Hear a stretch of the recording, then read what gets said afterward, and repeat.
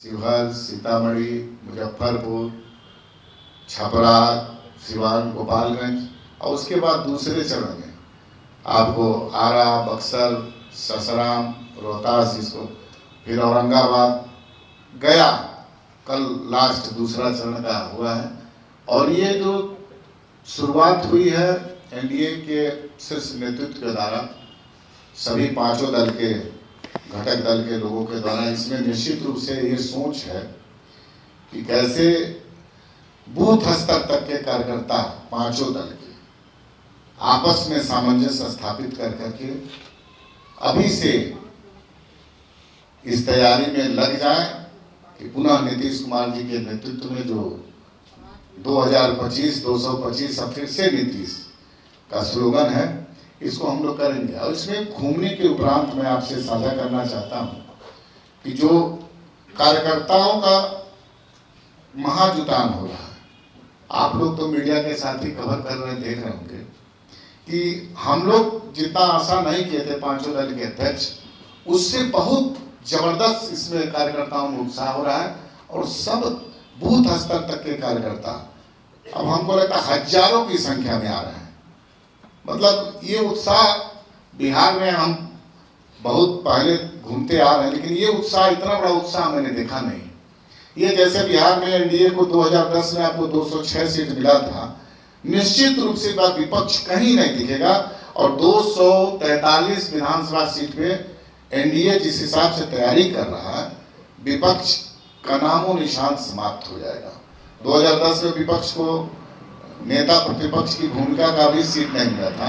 इस बार तो हमको लग रहा है कि दहाई की संख्या पाने में ही लोग, मतलब बहुत हो गया दहाई की संख्या, मतलब जबरदस्त कार्यकर्ताओं में।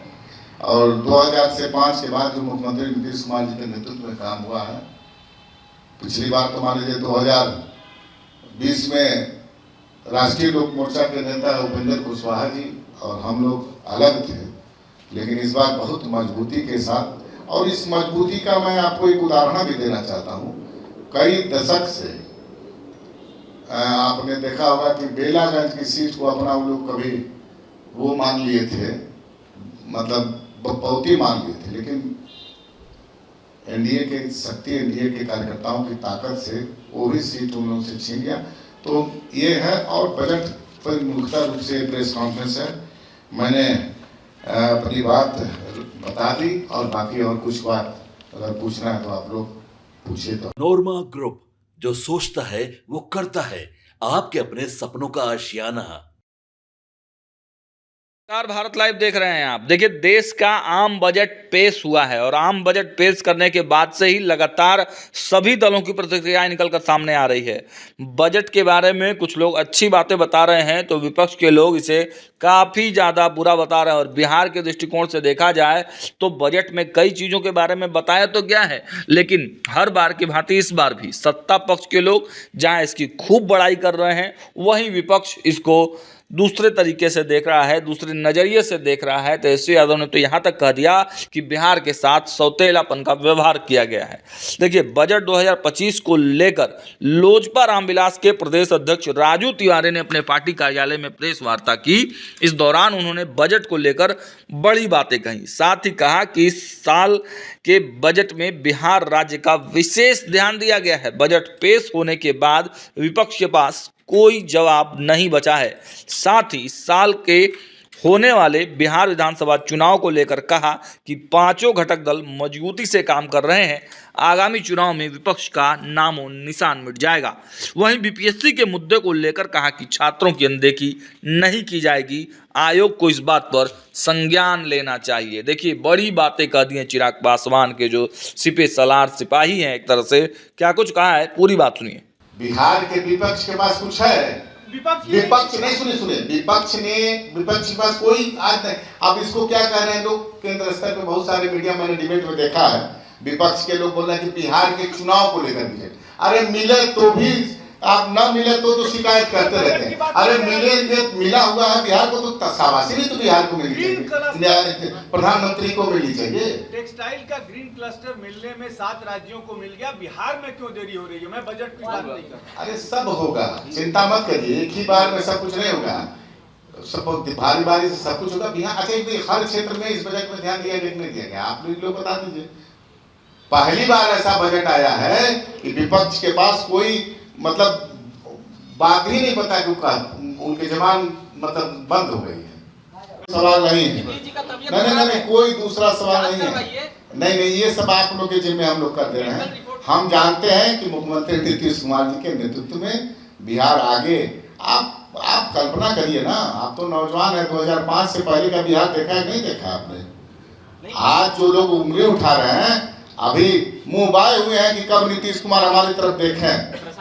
नहीं, सुनिए, हम आप जिसकी बात कर रहे हैं वो तो 3 में 13 में नहीं है, उन पर मैं नहीं जाना चाहता हूँ। लेकिन जिसकी बात जो भाषा आप जिसकी भाषा आप बोल रहे हैं वो तो खुद टकटकी लगा है कि कब हमारे तरफ आ जाए, हमारे लिए आ जाए। लेकिन एनडीए इस बार पूरी तरह एकजुट है और पुनः नीतीश कुमार जी के नेतृत्व में चुनाव लड़ेगा। बिहार को ग्रीन टेक्सटाइल क्लस्टर में आप हमारे प्रधानमंत्री जी ने जो भी घोषणाएं की हैं बजट के माध्यम से, आप एक समय जान लीजिए कि समय से सब पूरा हो जाएगा। यहाँ शिलान्यास भी वही करते हैं और उद्घाटन भी वही करते हैं।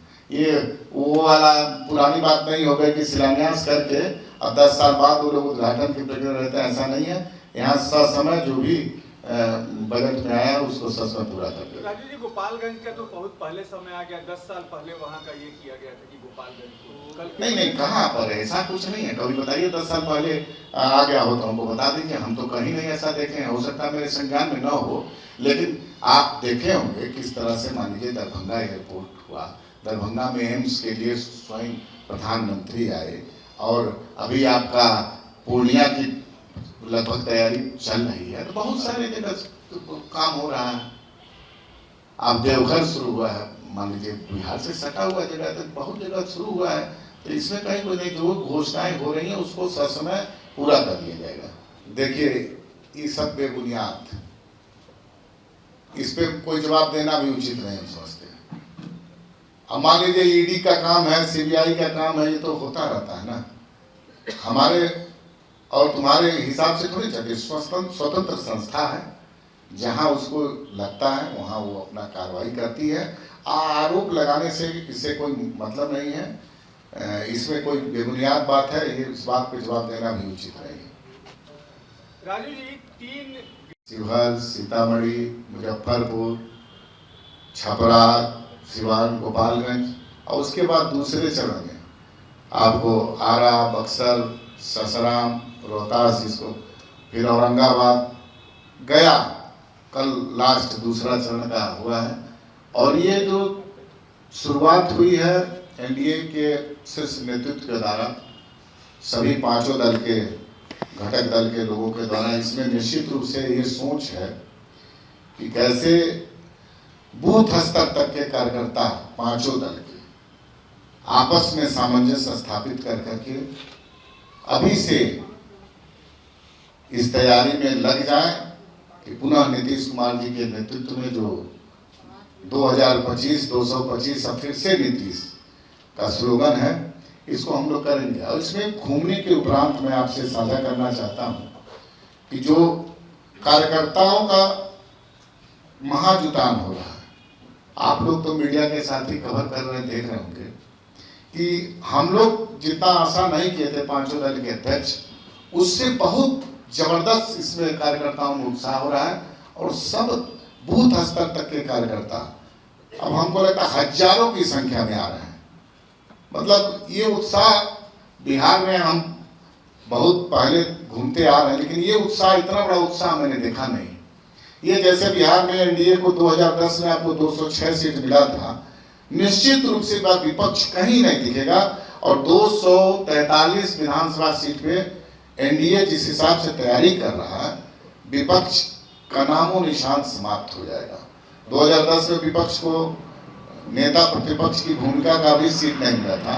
इस बार तो हमको लग रहा है कि 2.5 की संख्या पाने में ही लोग मतलब बहुत हो गया, 2.5 की संख्या, मतलब जबरदस्त कार्यकर्ताओं में। और 2000 से 5 के बाद जो मुख्यमंत्री नीतीश कुमार जी के नेतृत्व में काम हुआ है, पिछली बार तो मान लीजिए 2020 में राष्ट्रीय लोक मोर्चा के नेता उपेंद्र कुशवाहा जी और हम लोग अलग थे, लेकिन इस बार बहुत मजबूती के साथ, और इस मजबूती का मैं आपको एक उदाहरण भी देना चाहता हूँ। कई दशक से आपने देखा होगा कि बेलागंज की सीट को अपना वो लोग कभी वो मान लिए थे, मतलब बपौती मान लिए थे, लेकिन एनडीए के शक्ति, एनडीए के कार्यकर्ताओं की ताकत से वो भी सीट उन लोगों से छीन गया।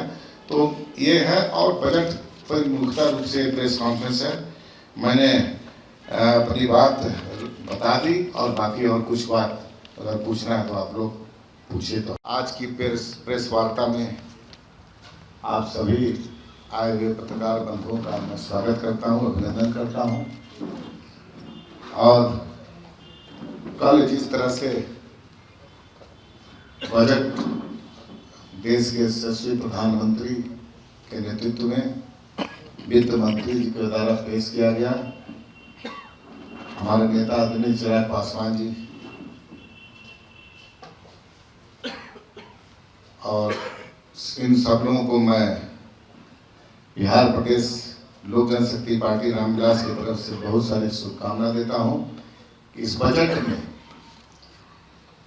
जो बिहार का विशेष रूप से ध्यान रखा गया है, निश्चित रूप से बिहार के लिए बहुत खुशी की बात है। और आपने देखा होगा कि बजट पेश होने के बाद से जो बिहार की विरोधी पार्टियां हैं उनके पास कोई जवाब नहीं है। चाहे आप मिथिलांचल के क्षेत्र में, जैसे कि आपने देखा होगा कि मखाना उद्योग, अब इससे कई हजारों की संख्या में लोग इस व्यवसाय में पहले से जुड़े थे और बहुत बड़े मात्रा में और जुड़ेंगे। इंफ्रास्ट्रक्चर के क्षेत्र में मान लीजिए ग्रीन फील्ड एयरपोर्ट से लेकर के आईआईटी का अपने यहाँ जो है उसका भी विस्तार का भी बजट में है। मिडिल क्लास के लोग, जैसे मान लीजिए नौकरी पैसा वाले हैं या मिडिल क्लास के लोग हैं, उनको इस टैक्स में बहुत सुविधाएं मिली हैं। जैसा कि आपने देखा होगा 12,75,000 तक स्लैब में अब छूट है। बहुत कम में लोगों को काफ़ी टैक्स, इससे बहुत सारे लोगों के जो टैक्स कटौती होती है उसमें बहुत लाभ मिलेगा।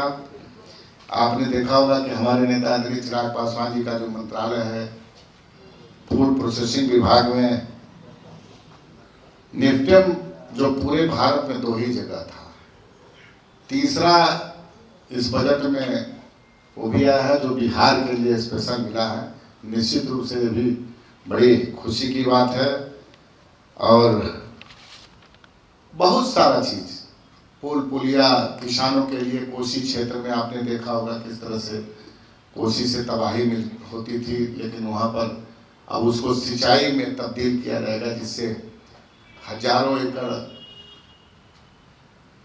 में सिंचाई का प्रबंधन होगा, किसानों को लाभ मिलेगा। बिहार के लगभग हर क्षेत्र में इस बजट में आया है और निश्चित रूप से बहुत खुशी की बात है। आपने देखा होगा कि हमारे नेता ने इस बजट का जिस तरह से बिहार के लिए एक बजट माना जा रहा है, लोग विपक्ष वाले कह रहे हैं, तो अब तो विपक्ष के बाद यही हो गया कि चुनावी बजट। अगर बिहार में कुछ नहीं मिलता है केंद्र सरकार के द्वारा तो तरह तरह की बातें विपक्षियों की तरह उड़ाई जाती है, लेकिन बिहार के लिए जब प्रधानमंत्री जी के नेतृत्व में दिल खोल करके बजट में बिहार वासियों के लिए तोहफा जो मिला है, जो बिहार वासियों के लिए सोचा गया है, तो निश्चित रूप से विपक्षियों के पास अब कोई जवाब नहीं है। और बहुत सारी बजट में बिहार वासियों के लिए मिली है। और इसके साथ साथ आप देखे होंगे कि बिहार में जो राजनीतिक गतिविधि चल रही है, 15 जनवरी से सभी एनडीए घटक दल के प्रदेश अध्यक्ष बगहा आपके सपनों को हमने सजाया है, ई होम्स पैनोरामा को हमने बनाया है। ई होम्स मेरा एक सपना था जिस पे मैं पिछले 4 साल से काम कर रहा था। हमने जो बनाया है वो सबने है माना। ई होम्स पैनोरामा में हो आपका भी आशियाना। और फाइनली हमने 2021 में इस प्रोजेक्ट को लॉन्च किया। बहुत लोग अप्रिशिएट कर रहे हैं कि पूर्णिया जैसे शहर में, बिहार के, एक तो बिहार की बात करें उसमें भी पूर्णिया जैसे छोटे जगह में इस तरह का लाइफस्टाइल देना, ये सुन के हम लोगों को बहुत अच्छा लगता है। ई होम्स में हमने कुछ और भी किया है, जैसे हम जिस जगह में रह रहे हैं हमारे फैमिली सिक्योर हो, उनको सिक्योरिटी का ध्यान में रखा है। आपकी सुविधा और सुरक्षा आपके लिए खास है, ये आपका विश्वास है। इसमें आर्टिफिशियल इंटेलिजेंस का 7 लेयर सिक्योरिटी का हमने इस्तेमाल किया है। लस ग्रीन कैंपस को बनाया है। यदि हमारा बाउंड्री वाल है तो वो वर्टिकल गार्डन है। ये जितनी भी फैसिलिटी होता है एक इंटरनेशनल टाउनशिप में, ई होम्स है, ये हम लोग विश्वास नहीं कर पा रहे हैं। जो भी हमारे मित्र दोस्त या जो भी हमारे बाहर के बाहर आते हैं तो हम लोगों को बहुत अच्छा सुनने को मिलता है और बहुत अच्छा क्रेडिट मिल रहा है। वो सारा हमने सिर्फ एक बिल्डिंग नहीं बनाया, हमने एक बहुत अच्छा लाइफस्टाइल दिया ई होम्स में, और मेरा एक सपना था जिसको मैं आज फुलफिल होते हुए देख पा रहा हूँ। ये आपका आवास है। ई होम्स पैनोरामा में अब आपका निवास है। E Homes Panorama, luxurious lifestyle redefined. Panorama Group, जो सोचता है वो करता है। अगर ये वीडियो पसंद आई और वह बिहार के राजनीति और बिहारियत से सरोकार रखेनी तो सब्सक्राइब बटन दबा के चैनल के सब्सक्राइब कर ली। ओजे एगो घंटी बा, ओकरा बटन दबा देला से कुल सटीक और मारक खबर रुआ मुफ्त में मिल जाई। अगर रुआ पत्रकारिता के हमनी के नया प्रयोग में सहयोग कर चाहतानी तो ज्वाइन बटन दबा दी। पेटीएम नंबर नोट कर ली 9386816700।